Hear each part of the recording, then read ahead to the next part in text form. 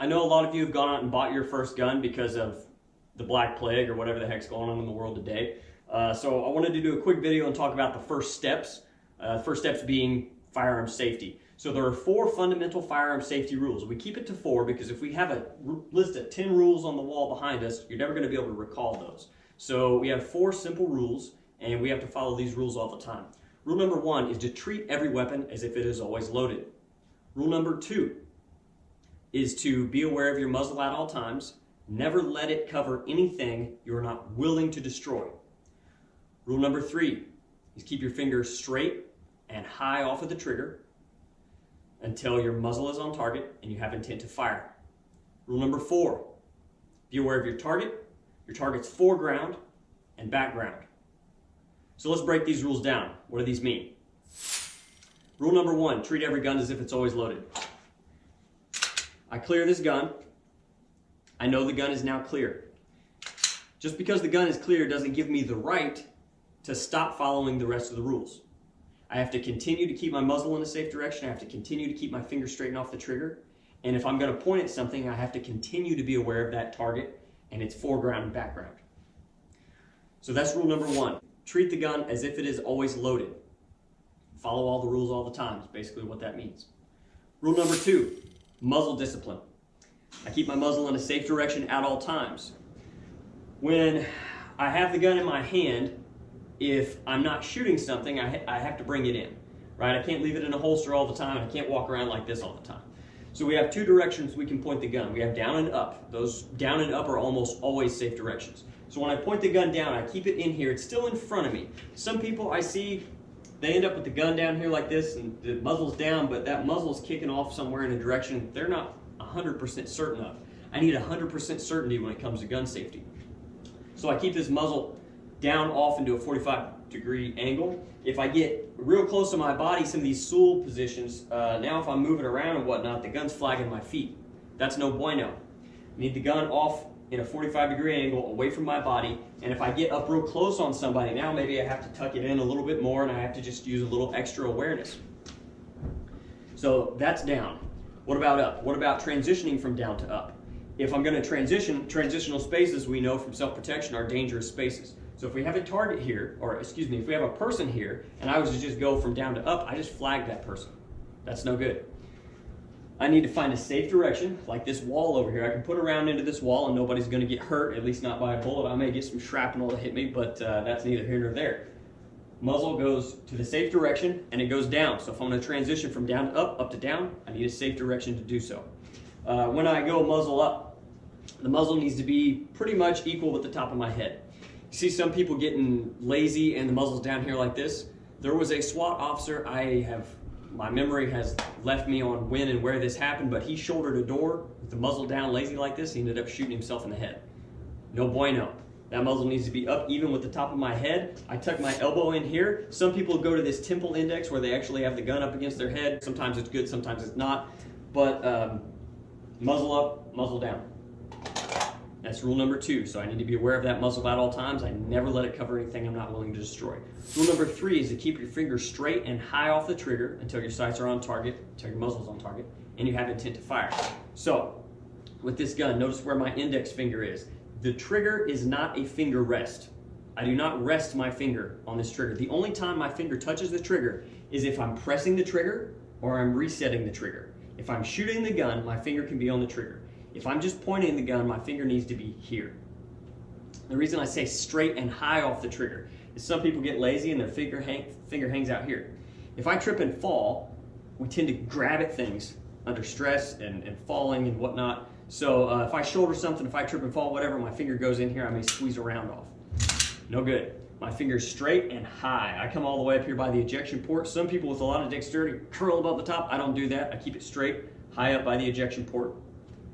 So that's finger straight and high off the trigger. Now, I have to have 2 things in order to put that finger on the trigger. I have to have my muzzle on target, and I have to have intent to fire. Remember, the rule is keep your finger straight and high off the trigger until your muzzle is on target and you have intent to fire. So if my muzzle is now on this target, that doesn't mean, we'll go left-handed so you can see, my muzzle is now on this target, that doesn't mean that I can just do this. The trigger is not a finger rest, okay? Now, if my muzzle's on target and I have intent to fire, Now I can put my finger in there and I can squeeze that shot off. That's perfectly fine because he's a bad guy and he needed shot. It's after my toilet paper. So that's the first 3 rules. Rule number 4 relates to actually shooting. Be aware of your target. Your target's foreground and background. What that basically means is on the range, we typically have a berm. So you see a big dirt pile and everybody's shooting into that dirt pile. That means that bullet's going to hit in that dirt pile and we know where that bullet stops. We can't just fire rounds indiscriminately into the air like Yosemite Sam. So I have a target, foreground and background. If there's someone in between me and the target, I can't engage that target. I can step offline so that that person is no longer in between me and the target, and then I can put rounds on him. But I can't just fire rounds at him if there's someone in between. Adversely, if there was a target here and there's someone behind him, I need to be aware of that target's background.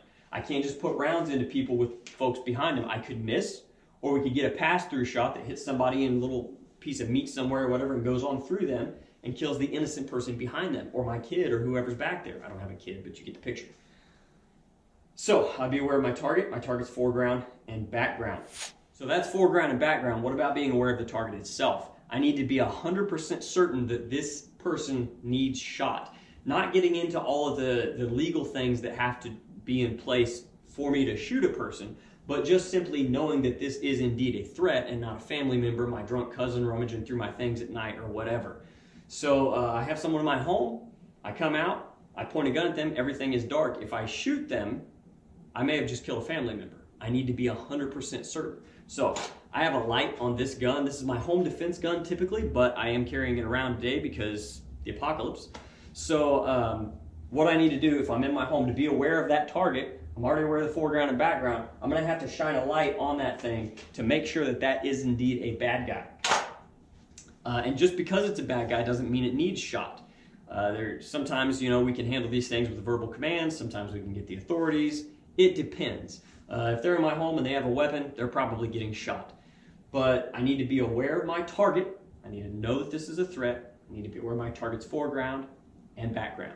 That's rule number 4. Something I like to add onto that 4th rule is that I really also need to be aware of what is in my target's vicinity, left and right. If I'm in the mall, I'm taking down an active shooter and some lady with her baby is screaming and running, and I'm over there and I'm shooting at this guy and she runs in between us when I take my shot, I don't get a pass for that. I don't get to load back to my previous checkpoint. I just killed a lady. I just committed negligent homicide. I may have killed her baby.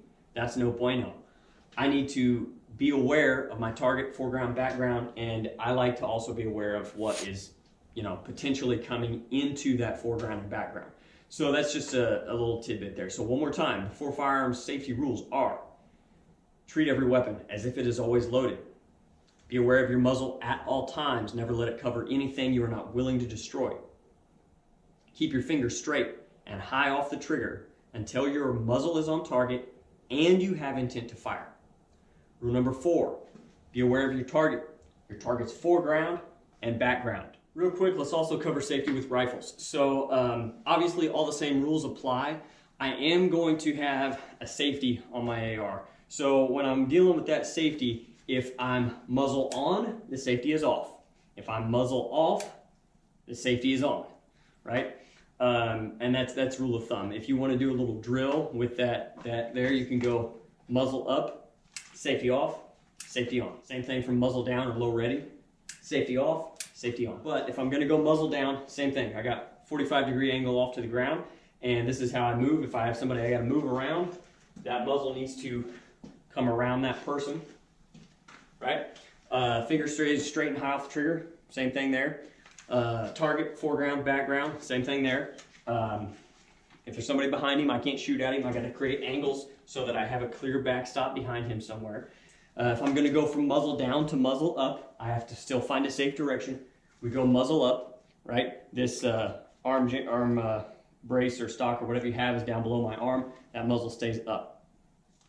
So pretty much everything's the same with a rifle. It doesn't create a lot of changes. There are some functionality things that are going to be a little bit different, but the 4 rules apply to every gun all the time, forever. So hope that's helpful. I hope you went out and got one of these along with your handgun, and then me and you can become battle buddies in the future. Take it easy. Good luck out there.